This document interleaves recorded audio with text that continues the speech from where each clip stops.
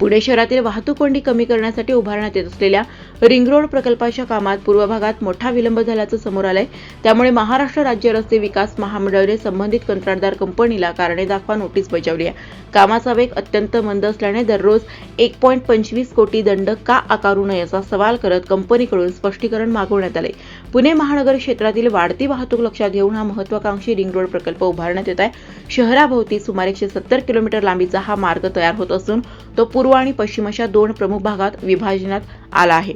पश्चिम भागातील काम तुलनेने वेगाने सुरू असताना पूर्वेकडील काही टप्प्यांमध्ये मात्र प्रगती अपेक्षेपेक्षा खूपच कमी आहे। सध्या पश्चिम भागातील रिंग रोडचे 5 टप्प्यांमध्ये तर पूर्व भागातील काम 4 टप्प्यांमध्ये सुरू आहे। पश्चिम भागातील रिंग रोडचे सुमारे 25% काम पूर्ण झाले, मात्र पूर्वेकडील प्रकल्पाची प्रगती केवळ 12 ते 15% मर्यादित आहे। विशेषतः चाकण आणि तळेगाव दाभाडे परिसरातील पहिला आणि तिसरा टप्पा अत्यंत संथ गतीने सुरू असल्याचे निदर्शनास आले।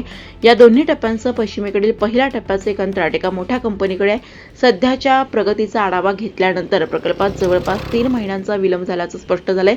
त्यामुळे कामाचा वेग तातडीने वाढवावा, अन्यथा करारातील अटीनुसार आर्थिक दंड लागू केला जाईल असा इशारा MSRDCने दिलाय। रिंग रोड प्रकल्प पूर्ण झाल्यानंतर पुण्यातील शहरातील वाहतूक मोठ्या प्रमाणात बाहेर वळवणे शक्य होईल। त्यामुळे औद्योगिक भाग, महामार्ग आणि उपनगरांमधील प्रवास वेळ कमी होण्याची अपेक्षा आहे। मात्र कामात होणारा विलंब कायम राहिला तर शहराच्या वाहतूक नियोजनावर त्याचा मोठा परिणाम होऊ शकतो। त्यामुळे आता कंत्राटदार कंपनीकडून येणाऱ्या स्पष्टीकरणाकडे आणि पुढील कारवाईकडे सर्वांचे लक्ष लागले आहे।